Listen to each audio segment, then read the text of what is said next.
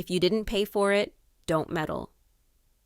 That came not from a stranger, but from my own daughter, right in the middle of our open-plan kitchen in Cherry Hill, New Jersey. I was still holding a warm white Corelle dish, the green bean casserole steaming in my hands. My granddaughter used to call it Grandma's holiday thing, a little tradition I'd carried from our very first Thanksgiving together. I had just said something simple, something quiet. Maybe she didn't mean to drop it, sweetheart, I told Emily after she snapped at her daughter for spilling apple juice. Then that sentence dropped, louder than the thud of the juice cup hitting the tile floor. If you didn't pay for it, don't meddle. My hand shook. The dish clinked slightly against the countertop as I set it down. I don't think I said anything. Not then. Some words don't leave room for replies. Behind her, the fireplace mantel still held that framed photo from Christmas 2018. I stood in the center, arms around Emily and my son-in-law, holding the worn, leather-bound recipe book that used to belong to my mother. I remember Emily insisting we include it in the photo. It's part of our family legacy, she said. Now it just sat there, gathering dust, like an ornament nobody noticed anymore. That day in the kitchen didn't come out of nowhere, but it still felt like a slap. For years, I had cooked, cleaned, done the laundry, picked up the kids, and kept the house running while Emily worked and built her business. I didn't expect flowers or praise, but I never expected to be told, plainly, cruelly, that my place in the house was contingent on money. I had believed that this house was a home, that multi-generational living meant something beyond logistics and bank accounts. That family meant more than titles on a deed. I was wrong, but even more than wrong, I had been silent for too long, and when silence gets too heavy, something has to give. So I started to write this down, not to accuse, not to punish, but maybe to understand, maybe even to forgive, or perhaps just to remember who I am when no one else seems to. If any part of this story stirs something in you, maybe just leave a note. Sometimes one kind voice is all it takes to remind someone they're not alone. I wasn't always this quiet. Back in 1981, I started working as a licensed practical nurse in Vineland, New Jersey. I had just turned 33, and our little family had finally settled into a rhythm. Tom, my husband, worked maintenance for the local school district. Emily was our only child. Sweet, curious, always asking why the sky changed colors in the evening, or how the washing machine ate socks. We lived in a modest split-level home in Millville, just off High Street. It had a maple tree out front that turned the brightest orange every October. Tom used to rake leaves into piles just so Emily could dive in, squealing with laughter. But life, as it often does, changed fast. In February 1990, Tom collapsed on the front lawn while clearing snow from the walkway. I ran out when I saw him lying still through the kitchen window. By the time the ambulance arrived, I already knew. He was gone. Emily was only 9. There's a strange quiet in the house after a funeral. It's not just grief. It's the sudden disappearance of noise you'd taken for granted. Tom humming while shaving, his keys jingling, his voice calling out, "Hon, where'd you put the car scraper?" I started picking up extra shifts. During the weekdays, I worked as a school nurse at Lincoln Elementary, where Emily was also attending 4th grade. Nights and weekends, I rotated through the Pine Acres nursing facility. It was exhausting, but it kept the lights on and the mortgage paid. Every morning, I packed Emily's lunch, peanut butter sandwich, sliced apple, and a Capri Sun. Always the same. She liked the routine. I'd pin a note to the brown paper bag. "You're my sunshine. Love, Mom." On good days, she'd draw a little heart on the back and hand it to me when she came home. Our life was simple, frugal. I clipped coupons, reused foil, learned to sew by hand when her jeans tore. We didn't take vacations, but I made birthdays special. One year, I turned the whole living room into a campground, complete with flashlight stories and hot cocoa made from powder packs. I kept going, one foot in front of the other. And through it all, I wore Tom's old Timex watch. He'd given it to me on our 7th anniversary on a summer picnic at Liberty Lake. "It's no diamond," he'd said, "but it keeps time, just like us." I still wear that watch. The leather's cracked and the glass is scratched, but it ticks, it remembers. There was one winter, 1997, I think, when snow blanketed the roads, and Emily forgot her sweater at school the day before Christmas break.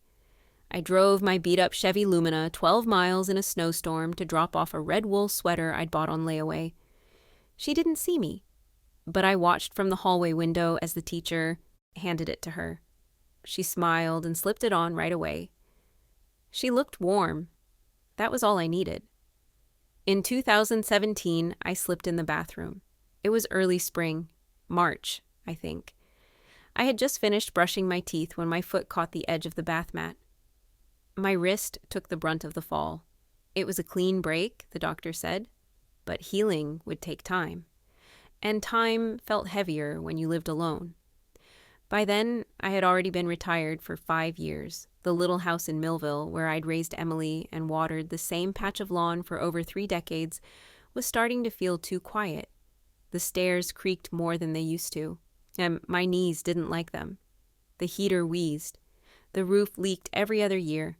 Emily had just bought a new home in Cherry Hill with her husband Mark, a beautiful 2-story colonial with cream siding and black shutters. Big kitchen, finished basement. "Enough room for everyone," she said. At first I hesitated. I didn't want to be a burden, but Emily insisted. "Mom, come live with us. It'll be easier on you. And honestly, we could use help with Maddie now that I'm back at work." I sold the house in Millville that summer, closed the deal in July. The sale brought in just under $190,000 after fees and taxes. I told Emily and Mark to use the money toward their mortgage down payment. "It's all family," I said. "No need to complicate things." The house was purchased in Emily's name. Mainly, they told me, for banking convenience. Mark was the primary income earner, and the bank didn't want too many variables on the loan application. I trusted them. After all, I was family. I moved into the guest bedroom downstairs, just off the den. Maddie decorated it with paper cutouts of stars and moons. She even taped a handwritten note on the closet door. "Welcome home, Nana." In the beginning, it did feel like home. Every morning, I was up by 6:00. I'd brew a fresh pot of coffee, Maxwell House, the blue can, and toast a few slices of wheat bread. Emily liked hers with peanut butter. Mark preferred butter and jam. I packed Maddie's school lunch with turkey sandwiches and string cheese, always slipping in a Post-it note that said something silly like, "Don't trade your grapes today. They're the best." My old Subaru Outback still ran fine, so I offered to take over the morning drop-off and afternoon pickup from elementary school. Maddie loved it, especially the fact that I always had a Ziploc bag of Cheerios in the center console just for her. In the afternoons, I'd vacuum the living room, water the ferns by the porch, and prep dinner if Emily had a late meeting. Sometimes I baked banana bread using the same recipe my mother taught me. Half-cup sour cream was the secret. Always. Judy, our next-door neighbor, noticed all this. She was a retired librarian in her 70s, sharp as a tack, and always in a pastel cardigan. "Helen," she said one morning while I was sweeping the walkway, "you keep this place warmer than my sunroom. They're lucky to have you." I smiled and said thank you, but part of me already knew. Warmth like that often goes unnoticed until it's gone. The years passed quietly, until they didn't. By 2023, Maddie had grown into a sharp, lively 9-year-old, with a head full of questions and a tendency to knock things over when excited. Emily had become busier than ever, working from home some days, commuting others, running meetings, even during dinner prep. Mark was decent, quiet mostly, always buried in emails or mowing the lawn with earbuds in. And me? I kept doing what I'd always done, quietly holding the seams together. Every Tuesday, I cleaned out the fridge. Every Thursday, I baked something. Muffins, scones, even Maddie's favorite chocolate chip cookies with sea salt on top. Every Saturday, I took Maddie to the local library for the kids' storytelling hour. She liked to sit right up front and correct the librarian when they mispronounced something. No one asked me to do these things, but no one told me to stop either. It became my rhythm, my way of contributing, not in dollars, but in steadiness. Then came June. It was a sticky Wednesday evening. The air conditioning had been running all day, but the house still held onto the heat. I had just taken a casserole out of the oven, chicken, broccoli, and cheddar, when I heard a crash from the living room. Maddie had knocked over a vase, one of those tall, thin ones from Pottery Barn. It didn't shatter, but the water inside spilled across the floor, soaking the corner of the rug. Emily stormed in from the hallway, heels still on, voice sharp. "What is wrong with you, Maddie? Can't you be careful for once? I just told you not to touch that." Maddie froze, lip trembling. I walked over, placed a hand gently on Emily's arm. Maybe she was just nervous. You know how kids are. I meant it as a soft nudge, a reminder to breathe, a bridge. But Emily didn't take it that way. She snapped her arm away from mine, didn't even look at me. "Mom," she said flatly, eyes glued to her phone screen, "you didn't pay for this house. Please don't interfere." The room went silent. Maddie tiptoed out. Mark was upstairs or pretending to be. I stood there holding a dish rag, suddenly unsure where to place it, unsure where to place myself. On the counter next to me was an old stainless steel spoon, slightly bent at the neck from a time when Tom accidentally ran it through the garbage disposal. It was part of a wedding gift set from 1975, and I had insisted on keeping it all these years. For some reason, I picked it up, straightened it a little by hand, and set it gently back in the drawer. I didn't say a word. Sometimes, when the pain hits a certain depth, words feel like decorations at a funeral. Too late. Too hollow. That night, I ate dinner alone in my room. No one came to check. No one noticed. And in the quiet hum of the ceiling fan above me, I realized I had spent 6 years in that house thinking I was home, but I was only ever a guest with laundry privileges. The days after that evening passed like a fog settling over everything. Emily didn't mention what she'd said. Not the next morning, not the day after. But something shifted, subtly at first, then unmistakably. She stopped asking if I needed anything when going to the store. I used to hand her coupons clipped from the Sunday circulars. Now she left without a word. My seat at the dining table slowly moved farther from the center. One evening, I noticed the placemat I usually used wasn't set. Just 3. Maddie, sweet thing, still came to my room sometimes with her sketch pad or need a book to read. But even she seemed confused. She once whispered, "Mom said not to bother you too much because you need more rest." I didn't argue. I just smiled and said, "Nana always has time for you, sweetheart." But the space around me felt colder. I kept doing the small things, folding laundry, emptying the dishwasher, wiping down countertops, but now Emily would redo some of it, as if it weren't good enough. She'd make comments under her breath like, "I asked you not to use fabric softener on the bath towels. It makes them greasy." Greasy. That word stuck with me for days. I began staying in my room more. I'd watch reruns of The Golden Girls or sit by the window with a puzzle book and a cup of chamomile tea from the box Maddie gave me on Mother's Day. The mug said, "Best Nana ever," in pink letters. A small chip had formed on the rim, but I still used it every day. There were times when I wondered if I was imagining the distance, if maybe I'd just gotten too sensitive with age. But then small things added up. One afternoon, I came downstairs to find my casserole dish missing from the kitchen cabinet. Emily said she had donated it during a declutter. "It's chipped anyway, Mom, and we never use it." Never mind that I'd baked Thanksgiving stuffing in that same dish every year since 1984. Another day, I overheard her telling Mark in the garage, "We really need to start thinking about space once Mom, moves out or something." It wasn't a direct insult, but it stung more than any argument. Judy, our neighbor, noticed too. She came by one afternoon with a fresh peach cobbler, a summer tradition of hers. "You've been awfully quiet lately, Helen," she said, setting the pie on my lap. "Everything okay next door?" I nodded and told her that the peaches looked lovely. She gave me a long look, then said, "Well, if you ever feel like taking a walk around the block, I've still got strong legs and nosy ears." That made me smile, but once she left, the silence crept in again, like an old ache you forget until it comes back sharper. In that quiet, I began asking myself something I hadn't dared to before. If I disappeared tomorrow, would anyone in this house really notice? And if they did, would it change anything? In early August, something in me shifted. It didn't come with drama or tears or some final straw moment. It came quietly, like a drawer, closing in your mind. One morning, I sat at the small desk in my room, flipping through an old ledger where I kept track of household budgets, savings, and family gifts over the years. I had always been meticulous about those things. Habit, maybe, or just the remnants of a life built on stretching every dollar as far as it would go. That's when I saw it again, my handwritten note from 2017.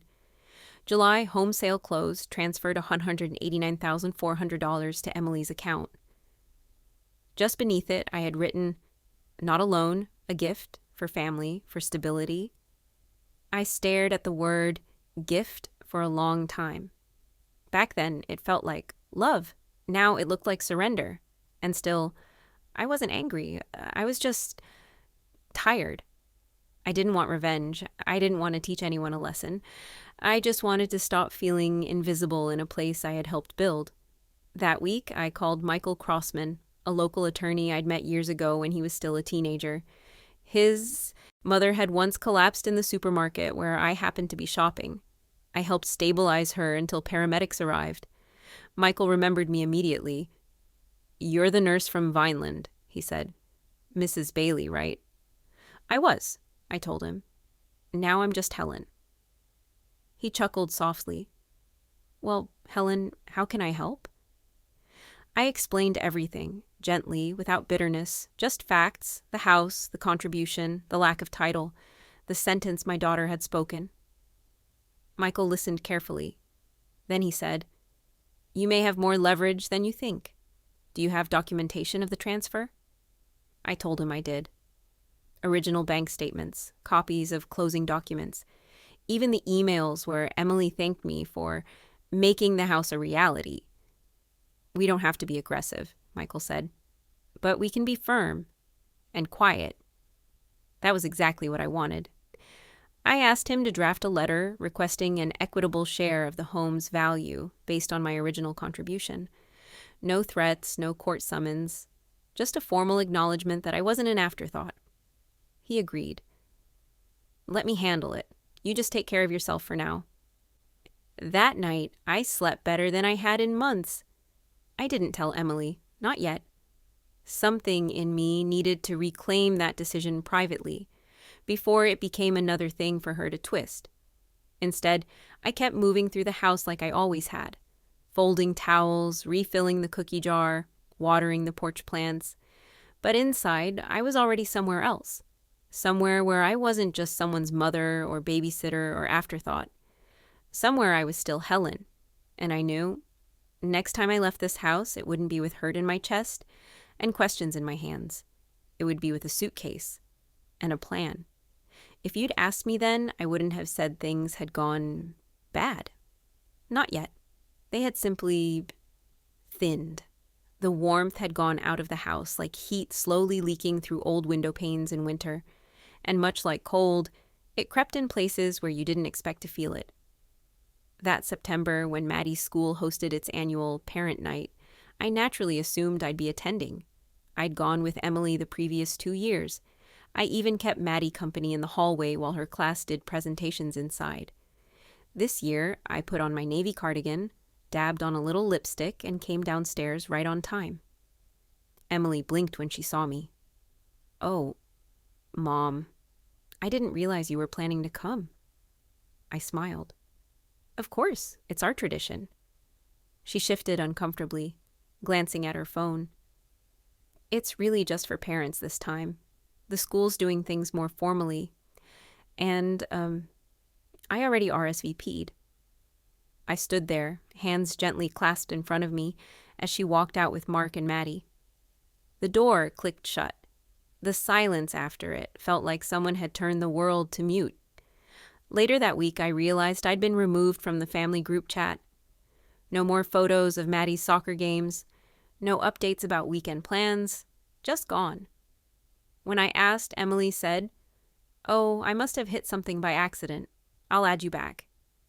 She never did. Then came Maddie's birthday in October. I'd spent 2 evenings hand-sewing a little quilted blanket for her dolls, using fabric scraps from old pajamas Maddie had long outgrown. I even stitched her initials in the corner. When I handed it to her at the party, she smiled politely and set it aside. A minute later, one of her friends opened a loud, colorful LOL surprise playset, and Maddie squealed in delight. My gift wasn't mentioned again. After the cake was cut and the wrapping paper collected, I sat alone in the kitchen with a slice of chocolate sheet cake, reading the birthday card Emily had written on behalf of Maddie.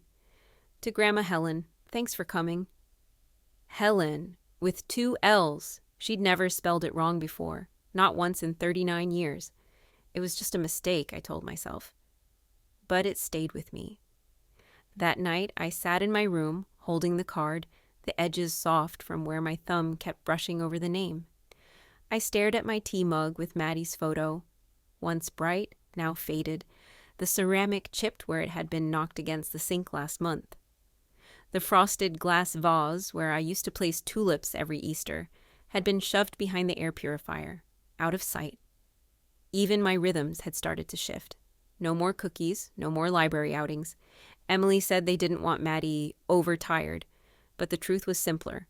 I had become part of the background. That's when the voice inside me finally asked, did I overstep? Or have I just become invisible? The question didn't come with anger. It came with clarity. And once asked, it couldn't be unheard. I had never stepped foot in a law office before. Hospitals, clinics, PTA meetings, church basements. Those were my familiar grounds. But the idea of talking to a lawyer? It felt too formal, too cold. Still, I made the appointment. Michael Crossman's office was tucked above a bakery in downtown Vineland, across from the old train depot. I parked in the back lot, climbed the narrow stairs, and paused for a moment outside his door. I almost turned around.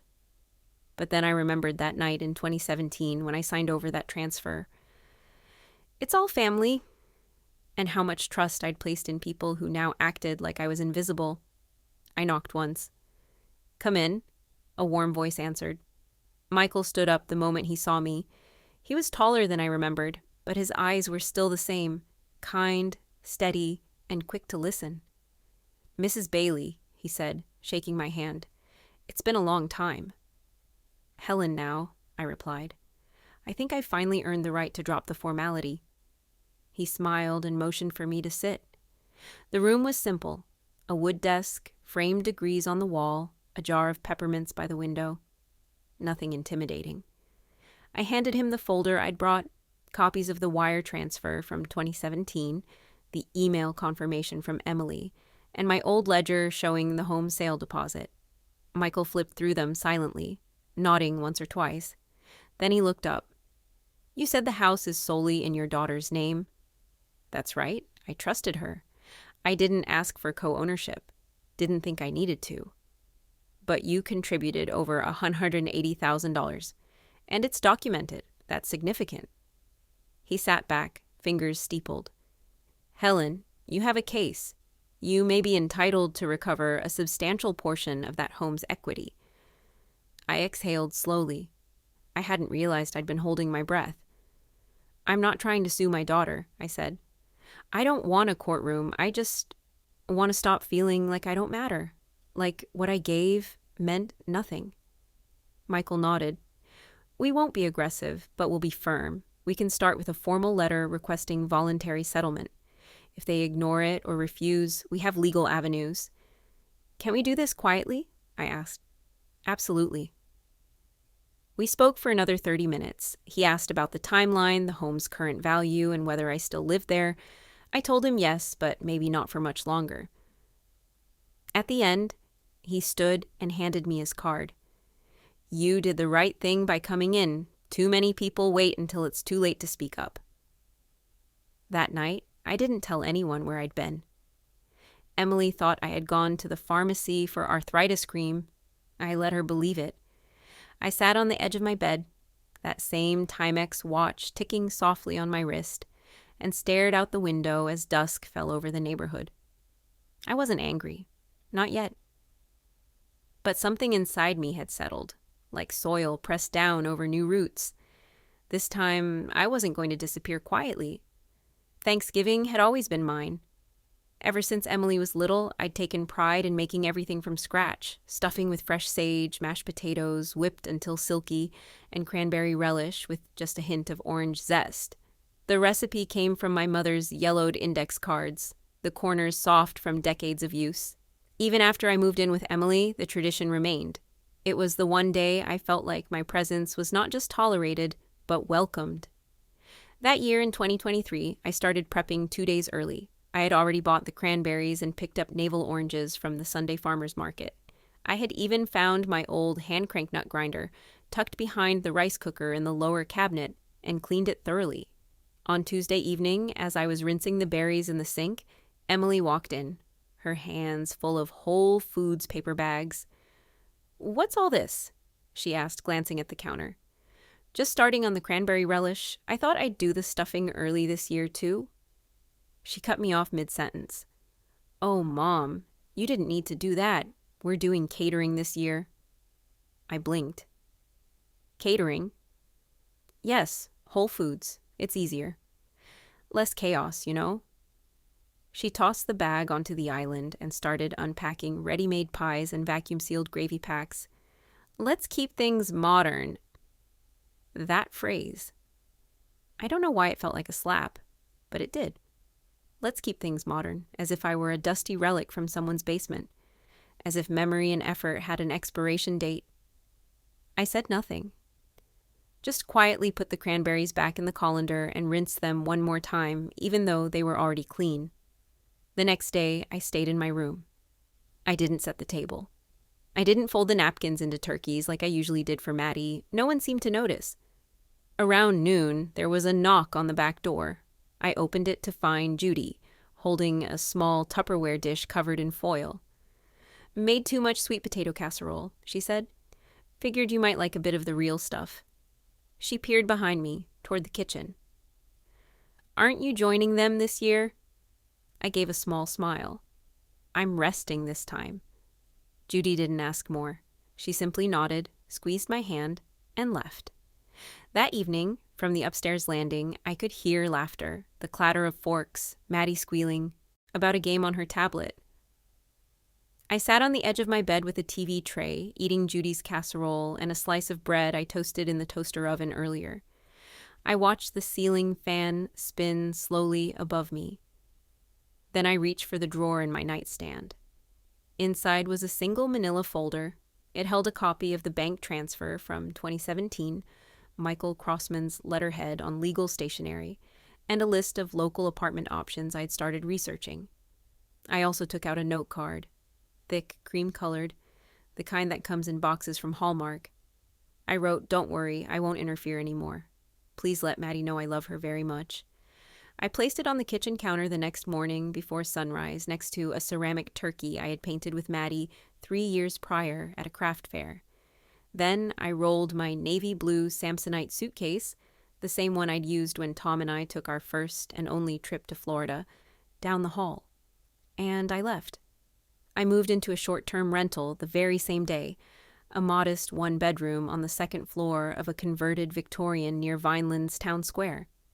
The stairs creaked, the water took a minute to warm, and the walls were thin enough to hear the neighbor's radio through the vents. But it was mine. I placed my suitcase in the corner, opened the blinds, and sat at the little round table by the window with a cup of instant coffee. The view wasn't much, just a parking lot and the faded side of a laundromat, but for the first time in years, I didn't feel like I had to whisper to avoid bothering someone. That afternoon, I called Michael Crossman. "I've left the house," I said. He didn't sound surprised. All right, Helen, then we move forward. By the end of the week, his office had sent a formal letter to Emily and Mark, calm, professional, and thoroughly documented. It detailed my financial contribution from 2017, outlined comparable property appreciation rates, and requested a voluntary settlement reflecting my original investment, adjusted for current value. No accusations, no threats, just numbers and facts. Emily didn't respond. Not at first. But on the following Monday, my phone rang. I recognized her number. My hand hovered before I picked up. Mom? Her voice was clipped, defensive. I got this letter. What is this? I kept my tone even. It's what I should have done years ago. There was a pause. Then, you're seriously trying to take our house from us? No, I replied. I'm asking for my part of what built it. That's not the same thing. She said nothing for a long time. I could hear muffled sounds in the background, likely Maddie watching cartoons or running up the stairs. Then, colder.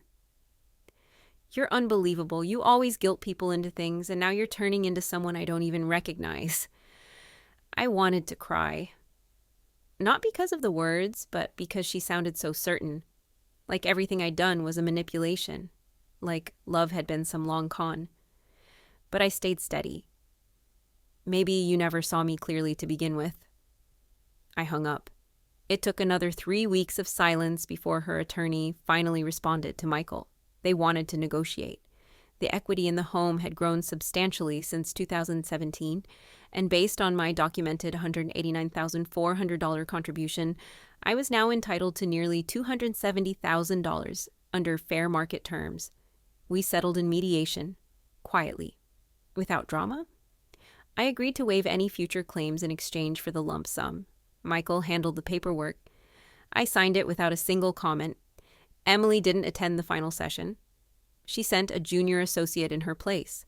On the last page of the agreement, where it asked for optional comments, I simply wrote, "Thank you for your time. I wish your family peace." I meant it. Even then. The mediation was scheduled for a chilly Thursday in late January. The wind that morning cut sharp through my coat as I crossed the parking lot to the neutral law office Michael had arranged, a converted Victorian with polished floors and a receptionist who smiled too brightly. Inside, the conference room was quiet. Neutral gray walls, a tray of bottled water, legal pads waiting at each seat. I sat beside Michael, hands folded in my lap, that familiar Timex watch on my wrist, the same one Tom gave me the year we couldn't afford Christmas presents and had to wrap coupons in tissue paper. Emily arrived 10 minutes late. She didn't look at me when she entered. Her scarf was still around her neck, her makeup hastily applied. Her lawyer, a young man in an ill-fitting blazer, walked ahead of her and took the seat directly across from Michael. She took the seat across from me. There were no greetings, no, "How have you been?" No, "We've been worried." Just a shuffle of papers and a hollow silence. Michael began. He laid out the terms clearly. I was not seeking ownership of the house. I was not pursuing damages. I was only requesting return of the financial contribution I had made toward the original purchase. Adjusted for market value and inflation, that amount came to $272,150. He passed the summary sheet to Emily's lawyer. The man read it, nodded, and asked for a moment to speak privately with his client. Emily and her lawyer stepped into the hallway. When they returned, her lawyer said they would agree to the terms under 2 conditions. 1, that I sign a waiver forfeiting any future claim to the house. 2, that I not contact Maddie directly without prior consent. Michael looked at me. I didn't flinch. "That's fine," I said. "I'm not trying to hold on to things that don't want to be held." There was a brief pause. Emily still hadn't spoken a word. Finally, as we prepared to close, she looked up. Her voice was brittle. "You really want to take this house from us?" I met her eyes. They looked like mine once had, before 30 years of worry made them softer. "No," I said. "I just want back what I gave. That's fair, isn't it?" She didn't respond. The papers were signed and the transfer scheduled. The mediation ended in less than 90 minutes. I stood, gathered my coat, and thanked both attorneys. Michael walked me to the elevator. "You were strong in there," he said. "I've had a lot of practice," I replied. A week later, the funds landed in my account. I checked twice to make sure it was real. I didn't tell anyone.